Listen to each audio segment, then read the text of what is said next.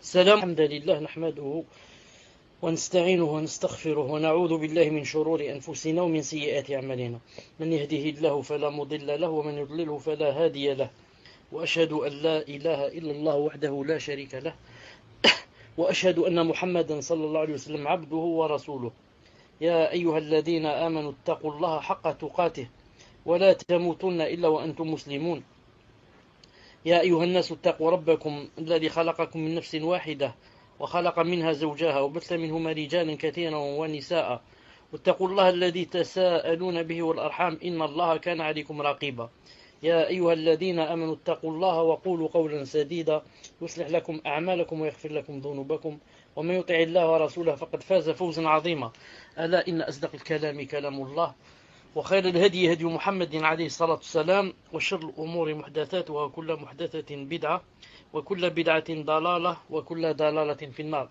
أما بعد. Donc, Inch'Allah Ta'ala, aujourd'hui on est dans le deuxième cours du livre Ainsi étaient nos pieux prédécesseurs. Aujourd'hui on va parler, Inch'Allah Ta'ala, de l'attachement à la sunna. L'attachement à la sunna. Avant cela, j'avais voulu continuer un peu sur la sincérité et comment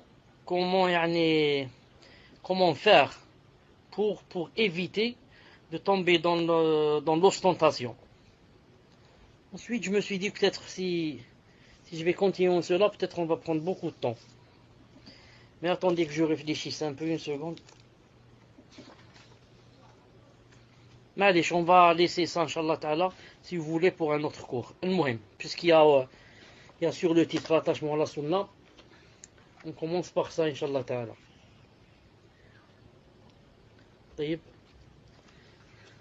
Donc, Nafi' Mawla ibn Omar.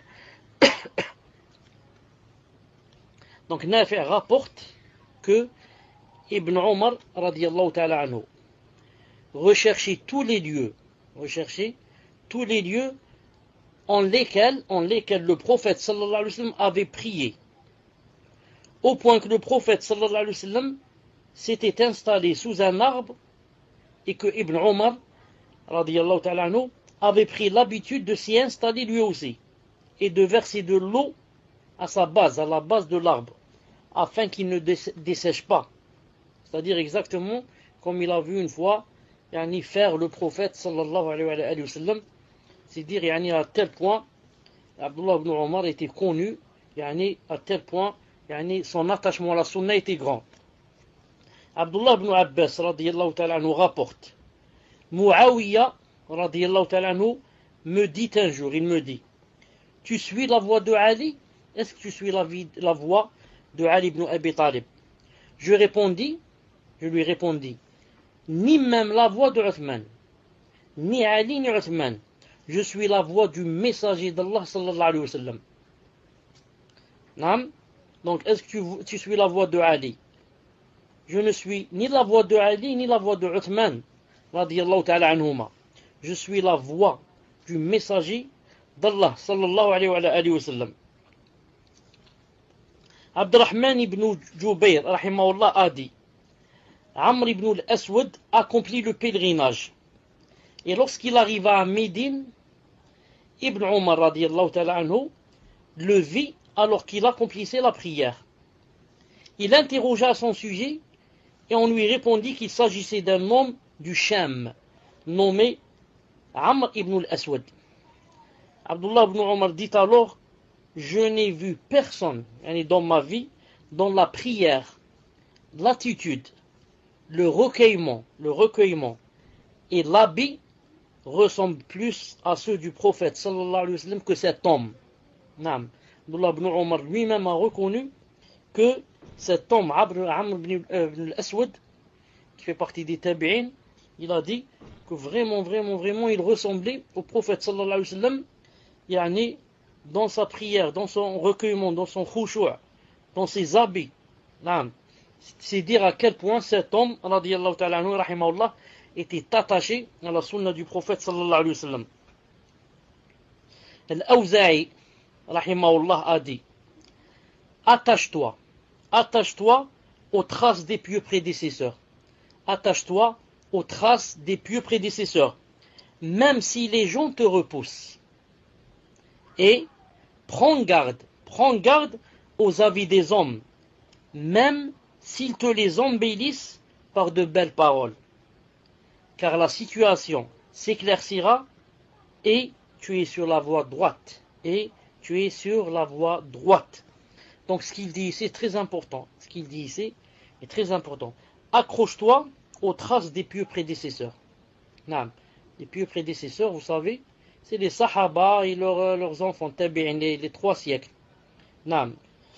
Ce que le prophète sallam leur a fait une tazkiya, leur a fait des éloges. Mohim. Quand tu fais, toi, tu t'accroches à ce qu'a fait un sahabi, non, s'il n'y a pas un hadith du prophète sallallahu alayhi wa sallam, et tu t'es accroché à ce qu'a fait un sahabi, le sahabi, quoi qu'il fasse comme faute, il est toujours mieux que nous. Il est toujours mieux que nous, il est toujours plus pieux que nous, il est toujours plus sincère que nous, il est toujours plus savant que nous, qu'on le veuille ou pas. C'est qui le sahabi? Il a vécu à l'époque du prophète sallam, et a rencontré le prophète sallam, il l'a rencontré. Donc il l'a vu, et surtout les sahaba, les proches qui étaient tout le temps avec lui, comme Abu Huraira, les 4 califes, Mu'adh ibn Jabal, les grands qui étaient toujours avec le prophète sallallahu alayhi wa sallam.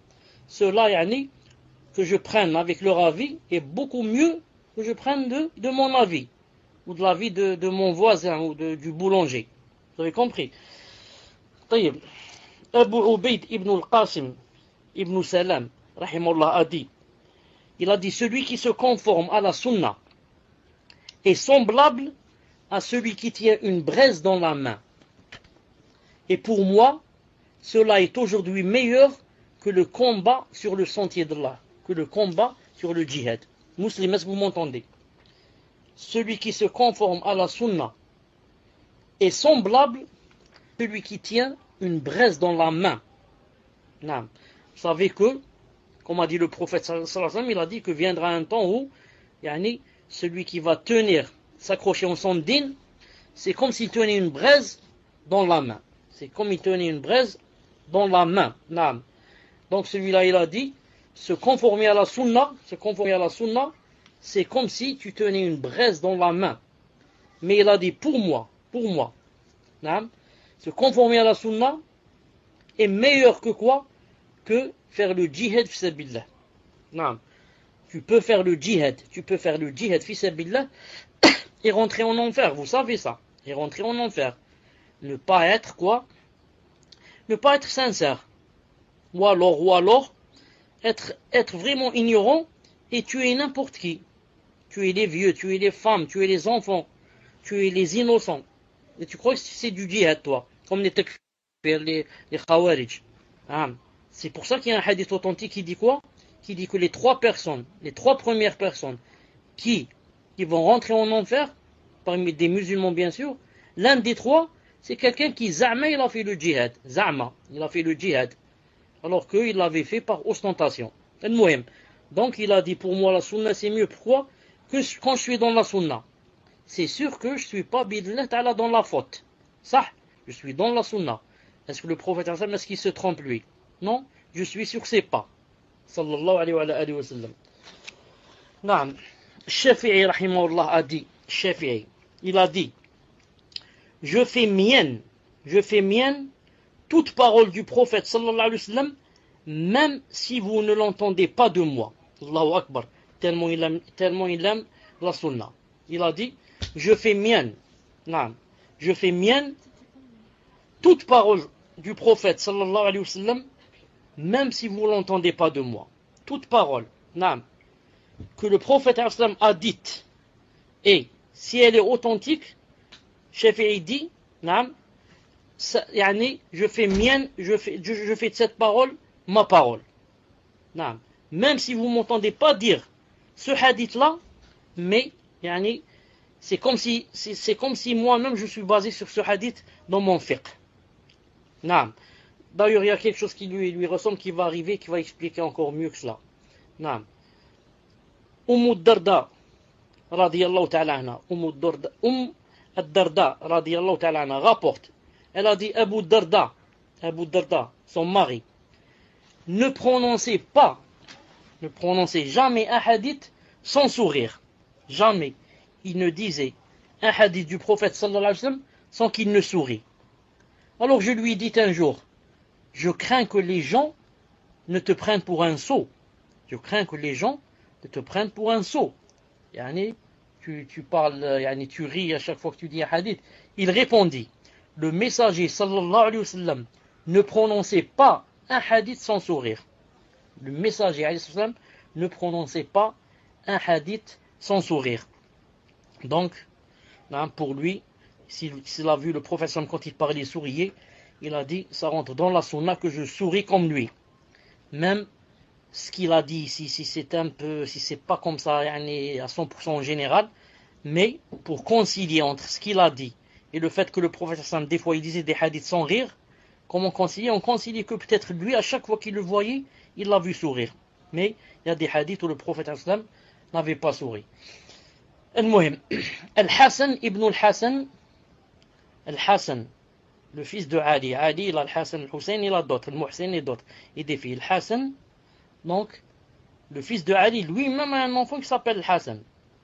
Alors, Al-Hassan ibn al-Hassan dit un jour à un rafidite, un chiite, un rafidite. Il lui dit, aimez-nous, aimez-nous.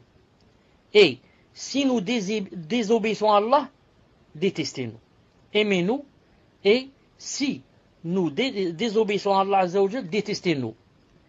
Car si Allah avait accordé un avantage à un être proche du messager d'Allah sallallahu alayhi wa sallam, sans lui obéir, alors il aurait accordé cet avantage à son père et à sa mère sallallahu alayhi wa sallam. Donc qu'est-ce qu'il lui a dit? Il lui a dit, aimez-nous, et si vous nous voyez désobéir à Allah subhanahu wa ta'ala, détestez-nous. Car Allah Ta'ala, s'il avait accordé un avantage à un proche du messager, il l'aurait accordé à qui? À son père et à sa mère. Et pourtant sa mère et son père, sallallahu alayhi wa sallam, comme dans le hadith authentique, qu'ils seront en enfer. Naam. Aoun ibn Abdillah, rahimahullah, a dit, il a dit que celui qui meurt sur l'islam et la sunna reçoive la bonne annonce de tout bien. Que celui qui meurt sur l'islam et la sunna reçoive la bonne annonce de tout bien. Vous savez ce qu'il a dit? L'islam et la sunna. L'islam et la sunna. Il y a beaucoup de musulmans qui sont dans l'islam, mais loin de la sunna. Loin. Beaucoup de musulmans dans l'islam, loin de la sunna. Tout à l'heure, quand on faisait salat Isha dans la mosquée, tout à l'heure, un subhanallah l'adim, avec qamis au-dessus des chevilles, la barbe. Non. Donc, dès que tu le vois comme ça, tu dis, masha'Allah, celui-là sûrement talibou'in. Subhanallah l'adim, juste pour que la rak'at, il est arrivé en hauteur, pour la rak'at, pour qu'elle passe pas, pour qu'il attrape la rak'at, qu'est-ce qu'il a fait? Il a laissé, il y avait du vide dans le rang qui était avant lui. Il a laissé le vide, 2 ou 3 places il y avait, peut-être plus, et il a fait une rangée tout seul, et il s'est incliné. Il s'est incliné juste pour que, il dit, je rattrape la rak'a, comme ça je me suis incliné avec les gens. Et il ne sait pas, subhanallah, il ne connaît pas la sunna. Il ne connaît pas la sunna, le hadith, qui dit que celui qui fait comme ça doit refaire la salat. Sa salat est battez-la. La barbe d'un demi-mètre et le qamis qui monte au-dessus des chevilles. Naam, mais pas d'in, pas de sunna, rien. Commerce, tijara, commerce. Argent, du matin au soir. Subhanallah l'adim. Donc celui qui est sur la sunna, c'est que vraiment, celui-là, il faut lui annoncer quoi? Il faut lui annoncer la bonne nouvelle. Naam. Ubay ibn Ka'b, radiyallahu ta'ala anhu, a dit, attachez-vous au Coran et à la Sunna. Attachez-vous au Coran et à la Sunna. Car pas un serviteur ne chemine sur la voie du Coran et de la Sunna, puis mentionne Allah et pleure par crainte d'Allah, sans qu'il soit interdit au feu de le toucher. Naam. Attachez-vous au Coran et à la Sunna. Car il n'y a pas un serviteur qui chemine sur la voie du Coran et de la Sunna, puis mentionne Allah Azza wa Jal et pleure par crainte d'Allah, sans qu'il soit interdit au feu de le toucher. C'est interdit au feu de le toucher. Vous connaissez le hadith qui dit qu'il y a 7 personnes, ou alors 7 sortes de personnes qui, Yom al-Qiyamah, seront sous l'ombre. Naam, l'ombre du tout miséricordieux, Rahman. Parmi les 7, qu'est-ce qu'il a cité parmi les 7? Il a cité une personne. Quand on dit une personne, ça veut dire homme ou femme. Ça marche pour les deux. Une personne qui, étant seule, a invoqué Allah subhanahu wa ta'ala, a pleuré. Il a bien dit, Zakar Allah ala khala. C'est une condition, à pleurer seul. Pourquoi?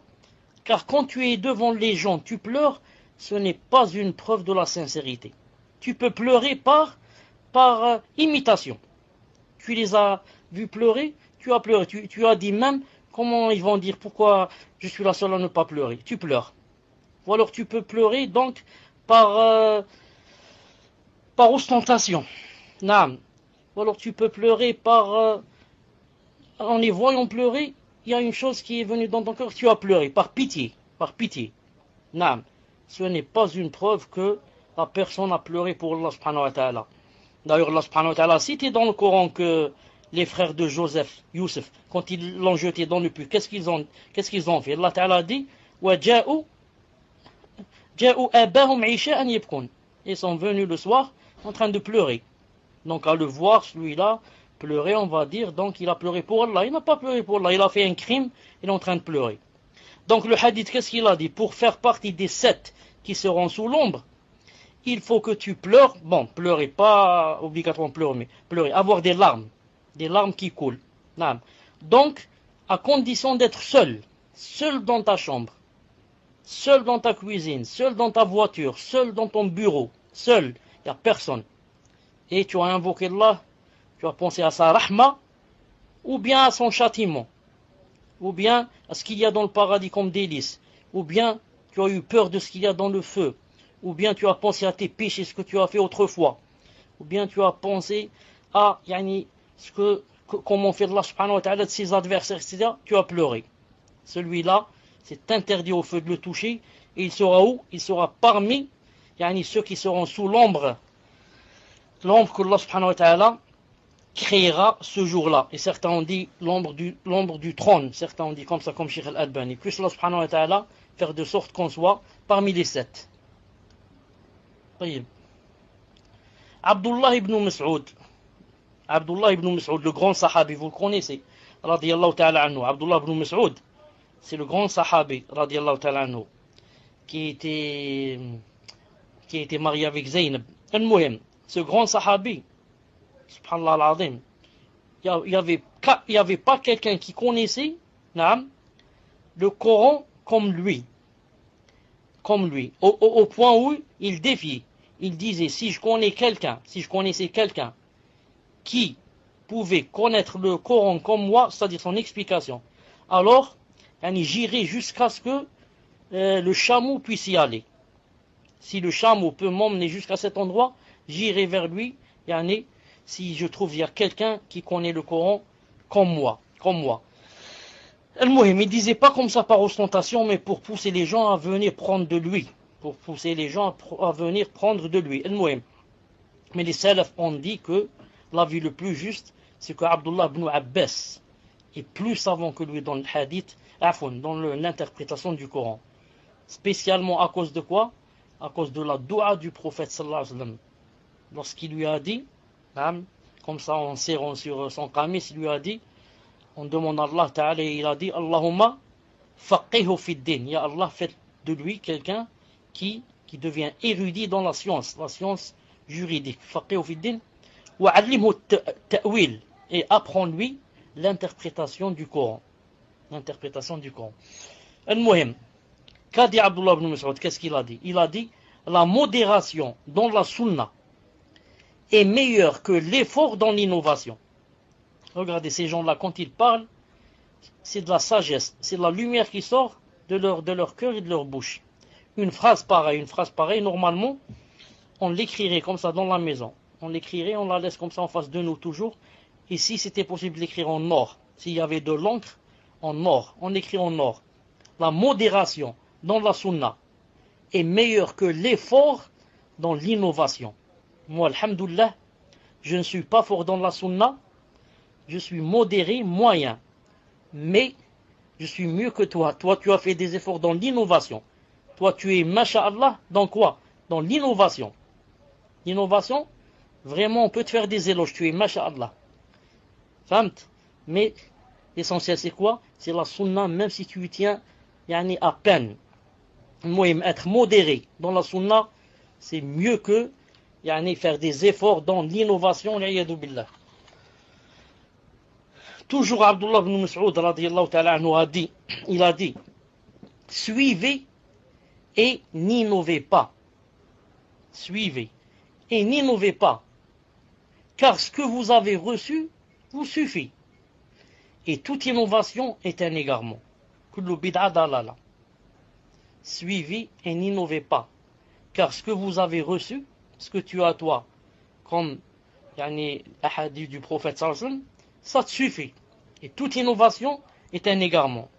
Dans un autre athar, il a dit, et toute innovation est un égarement, même si les gens la voient quoi, cette innovation, la voient que c'est quelque chose de bien. Même si tous les gens se mettent d'accord, ils disent, masha'Allah, c'est quelque chose de bien, nous on dit, c'est un égarement, puisque c'est une innovation. Donc c'est un égarement. Zuhri rahimahullah, Imam Zuhri rahimahullah a dit, il a dit, l'attachement à la sunna, c'est le salut. L'attachement à la sunna, c'est le salut. Naam. Celui qui est vraiment conforme à la sunna, naam. Celui-là, bi'idhnillahi ta'ala, il est sauvé. Il est sauvé. Regarde par exemple, il y a le Coran, il y a la sunna, ça. Il y a le Coran et la sunna. Le Coran, il peut être contre toi. Le Coran peut être contre toi. La sunna, non. La sunna, tu as appliqué. Donc, si tu l'appliques, elle est toujours pour toi. Non? Mais le Coran, non. Tu peux l'apprendre, il est contre toi. Même là, en parlant du Coran, il a dit, يُضِلُّ بِهِ كَثِيرًا وَيَهْدِي بِهِ كَثِيرًا. Il a dit, il égare avec le Coran beaucoup de gens, et il guide avec le Coran beaucoup de gens. Donc même le Coran peut égarer.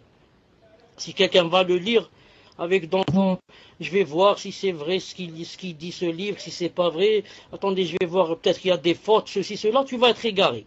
Tu vas trouver plein de fautes. Pour toi, bien sûr, dans ta tête. Tu vas dire pourquoi il parle du moustique ici.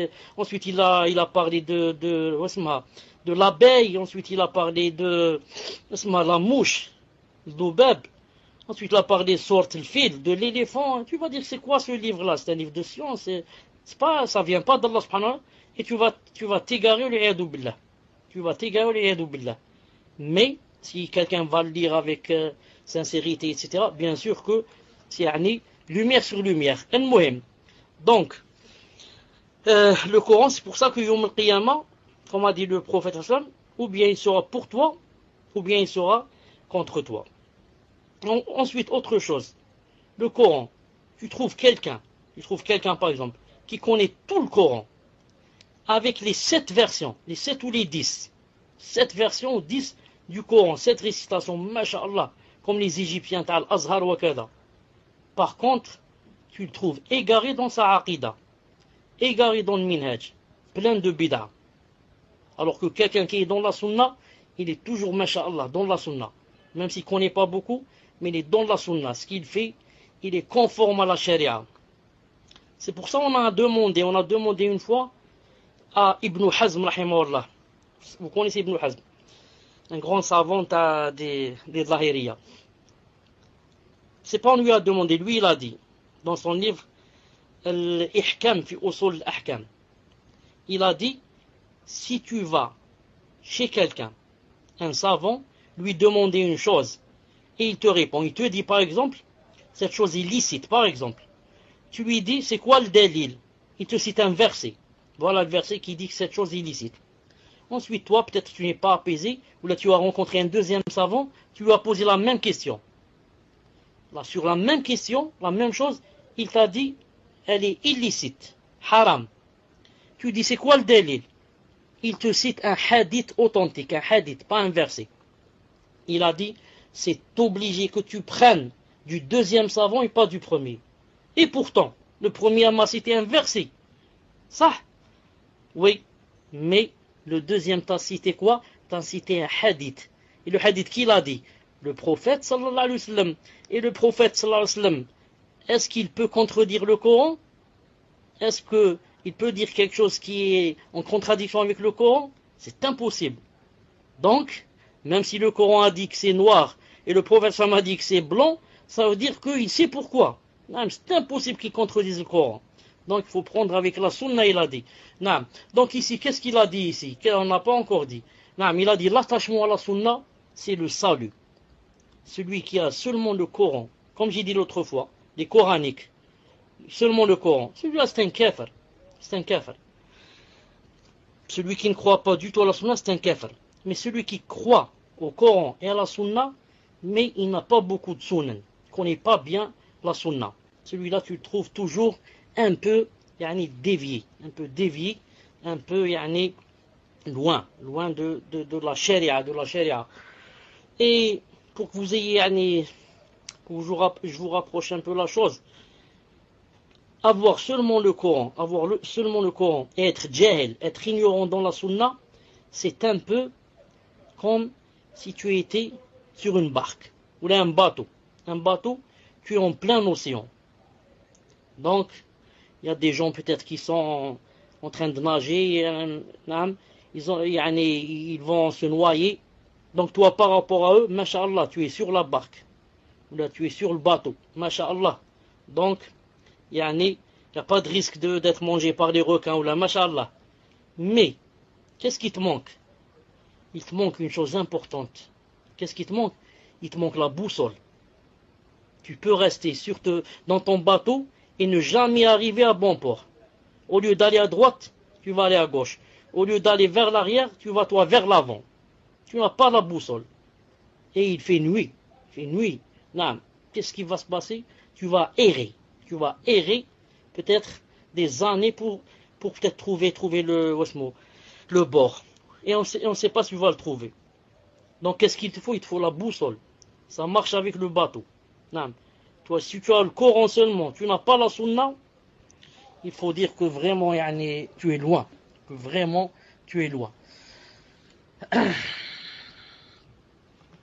Aoun ibn Abdullah a dit que celui qui meurt sur l'islam et la sunna reçoive la bonne annonce de tout bien. Ça on l'a cité. Ibn Yahya rahimahullah a dit, il n'y a pas de voie plus directe vers le paradis que la voie suit le chemin des traces du prophète sallallahu alayhi wa sallam, des récits du prophète, ça veut dire les sunan, les hadiths. Il n'y a pas de voie plus directe vers le paradis que la voie de celui qui suit le chemin des textes, des hadiths du prophète sallallahu alayhi wa sallam. Mujahid rahimahullah, un grand savant des tabi'in, a dit la meilleure des adorations est le bon avis. C'est-à-dire quoi? C'est-à-dire la conformation à la sunna. La meilleure des adorations, c'est quoi? C'est la conformation à la sunna. Tout ce que tu fais est conforme à la sunna.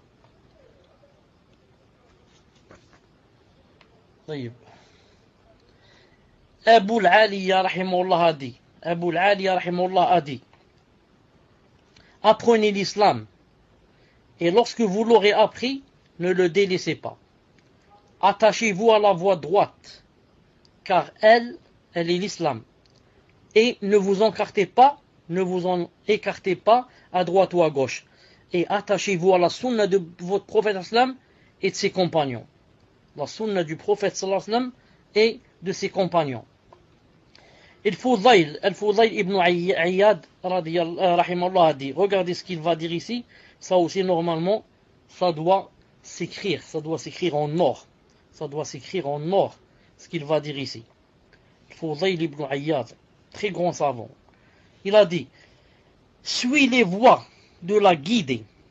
Suis les voies de la guider et le faible nombre de ceux qui l'empruntent ne te nuira en rien. Al-Muhim, suis les voies de la guidée et sache que le faible nombre de ceux qui l'empruntent, empruntent la voie de la guidée, ce faible nombre ne va te nuire en rien. Et prends garde aux voies de l'égarement et ne sois pas trompé par le grand nombre de ceux qui s'y perdent. Allahu Akbar. Naam. Suis les voies de la guidée et ne sois pas chagriné par le fait qu'il n'y a pas beaucoup de gens qui suivent ce chemin. Naam. Donc vous voyez le chemin de la sunna, il n'y a pas beaucoup de gens qui le suivent. C'est pas tout le monde que Allah Ta'ala aime et lui facilite le chemin, lui facilite la chose. Naam. Pour appliquer comme ça, à la lettre, en l'an 2012, et je ne sais pas où, en Europe, aux États-Unis, ou je ne sais pas où, naam, ce n'est pas une chose facile comme ça. Et pourtant, il y a des gens, des frères et des sœurs qui appliquent à la lettre. Mais leur nombre est quoi? Est faible. Mais leur nombre, moi, ne va pas me nuire. L'essentiel, je suis sur la guidée. Et il te dit, mais attention, prends garde des voies de l'égarement et en même temps, attention que tu ne sois trompé par le grand nombre de ceux qui s'y perdent. Ils se perdent dans cet égarement. Non, car il y a les gens qui quoi? Les gens qui suivent, ils suivent, comment on appelle ça? Ils suivent quand il y a beaucoup de monde. Non, ils voient où il y a beaucoup de monde. S'il y a beaucoup de monde dans cette chose, ou là, dans la masse, voilà, ils suivent la masse. S'il y a la masse dans ce parti, ou là, dans ceci, cela, ils suivent la masse. Et quand ils voient, par exemple, une chose, ou là, un groupe comme ça, où il y a seulement 3, 4, 5, 10, 20, ils disent non, ceux-là peut-être sont dans le faux. Non, moi j'aime être avec la masse. C'est comme ça que pensent la plupart des gens. Non. Mais Allah subhanahu wa ta'ala a bien montré dans le Coran que, comme il a dit, il a dit, et la plupart de vous sont des pervers. Il a dit, il a dit, la plupart des gens ne savent pas. Il a dit, et si tu suis la plupart de ceux qui sont sur terre, ils vont t'égarer. Et comme ça. Il a dit, et peu de gens sont ceux qui me remercient. Donc, toujours, où Allah Ta'ala dit, la plupart, ça veut dire que ce n'est pas bien. Et juste où il dit un petit nombre, ça veut dire que c'est bien. Subhanallah al-Azim. Subhanallah al-Azim. Donc, l'essentiel c'est de quoi? C'est de suivre la guidée. C'est que je suis sûr que je suis sur la bonne voie. C'est pour ça que l'un des salafs disait, si je ne me trompe pas, c'est Abdullah ibn Mas'ud, qui disait, Al-Jama'a an takuna ala al-haqq wa in kunta wahdak. Il a dit le groupe qu'a cité le prophète, il a dit le groupe sauvé. Il a dit le groupe sauvé, c'est que tu sois sur la vraie droite, comment ça s'appelle? La droite, la voie, sur la voie droite. C'est que tu sois sur la voie droite, même si tu es seul. Subhanallah. Donc, le groupe sauvé, le Jama'a, c'est le fait quoi? D'être sur la voie droite. Ce n'est pas d'être nombreux. Non. On peut être nombreux, on est égaré. Moi maintenant, si je suis sur la voie droite, et nous sommes que 3, nous sommes 3 dans un village, ou une petite ville, nous sommes 3 qui pratiquons. Tous les autres sont dans l'égarement. Là, nous sommes 3 qui sont dans la sunna. C'est des tablir, c'est des ahbash, c'est des ikhwan, et c'est ceci, cela. Donc, ça ne veut pas dire que eux ils sont nombreux, donc ce sont eux qui ont raison. Non, c'est nous qui avons raison. Pourquoi? Nous sommes sur la voie droite, même si on est seulement un petit nombre. Où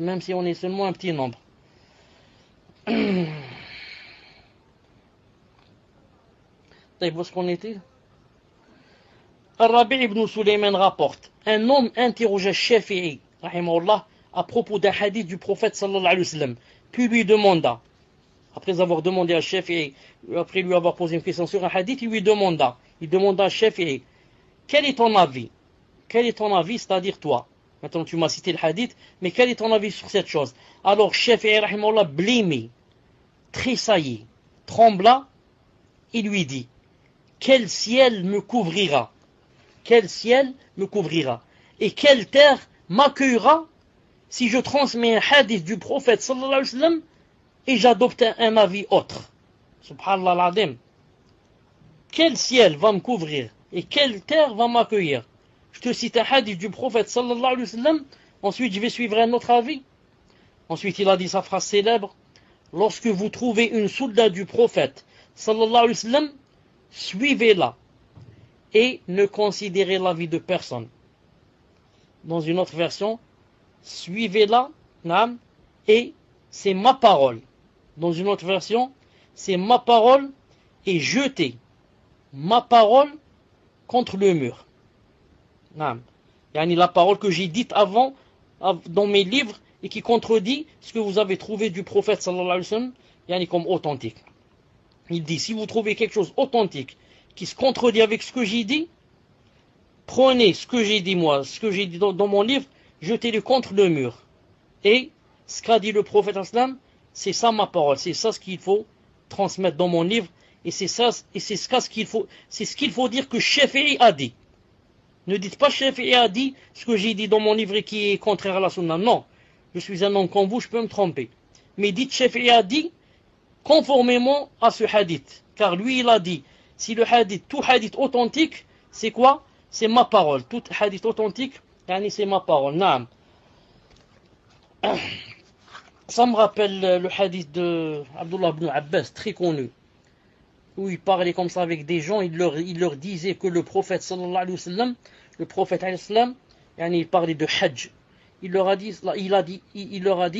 la sunna du prophète sallallahu alayhi wa sallam, c'est de faire tamattu'. Ce n'est pas de commencer directement par le hajj, mais commencer par umrah et faire hajj en même temps. Je commence par umrah, Allahumma labbayka umrah, et quand c'est le hajj, je termine avec le hajj. Al-Muhim, quelqu'un lui a dit, oui, mais Omar ibn Khattab n'a pas dit ça. Omar ibn Khattab a dit que, par exemple, l'ifrad c'est meilleur ou bien le qiran. C'est pas de commencer par umrah. Qu'a dit Abdullah ibn Abbas? Ils disent des choses qu'on devrait écrire en or, comme j'ai dit. Il a dit comment?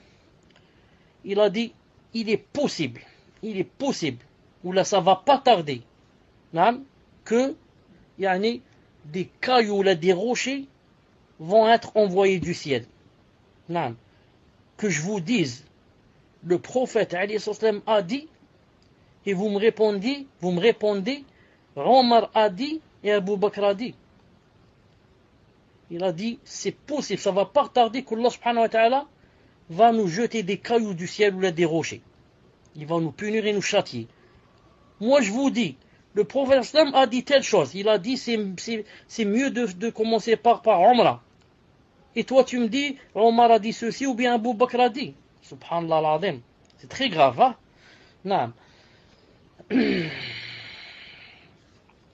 Un homme demanda à Shafi'i rahimahullah. Il lui a dit, acceptes-tu ce hadith, ô Abu Abdullah? Dis-moi, ô Abu Abdullah, est-ce que tu acceptes ce hadith?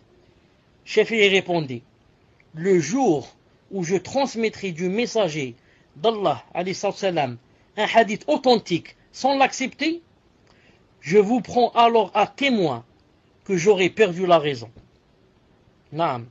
Le jour où je vous transmets un hadith du prophète sallam authentique, ensuite je ne l'accepte pas, alors je vous prends à témoin que j'aurai perdu la raison. Je suis devenu un fou. Naam. Abu Uthman al-Hayri, rahimahullah, a dit, il a dit, celui qui donne pouvoir à la sunna du prophète sallallahu alayhi wa sallam sur sa personne, en parole et en acte, celui-là parlera avec sagesse. Quant à celui qui donne pouvoir aux passions sur sa personne et ses actes, celui-là parlera en suivant l'innovation. Car Allah Ta'ala dit dans le Coran, si vous lui obéissez, vous serez bien guidés. Lui, ça veut dire le prophète.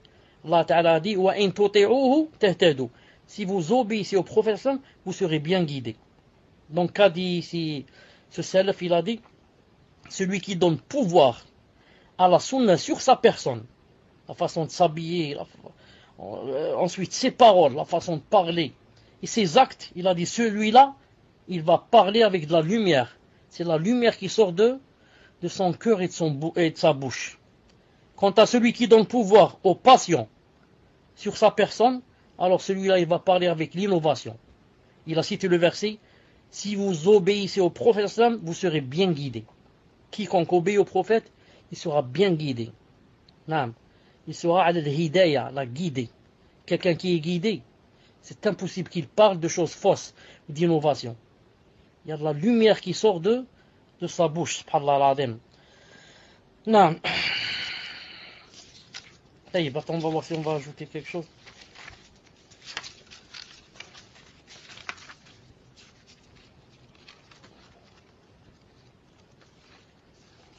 On va ajouter encore quelque chose. Est-ce que vous m'entendez, musulmans? Alhamdulillah. Naam. Quand il a dit ici, celui qui donne pouvoir à la sunna sur sa personne, en parole et en acte, il parlera avec sagesse. En fait, c'est vrai. C'est vrai. Chauffe. Le prophète sallallahu alayhi wa sallam, plus, bon, lui tu peux pas le connaître, il est mort, sallallahu alayhi wa sallam. Mais sa sunna est vivante. Sa sunna, elle est vivante. Dans le Bukhari, Muslim, Tirmidhi, Abu Daoud, Ibn Majah, et des milliers de livres de la sunna. Donc la sunna est là. Naam. Quand tu lis, c'est comme si le prophète sallam était en face de toi. Naam. Tu l'imagines devant toi, avec les détails les plus précis. Comment qu'il faisait avec sa femme, comment qu'il faisait dans les toilettes, comment qu'il faisait pour manger, pour boire, pour s'habiller, pour prier, pour. Tout est là, le muhim. Si la personne s'intéresse à la sunna, comme s'intéresser des salaf, alors comment qu'elle sera? Elle deviendra elle-même de la lumière. Naam. Subhanallah. Quand elle parle avec sagesse.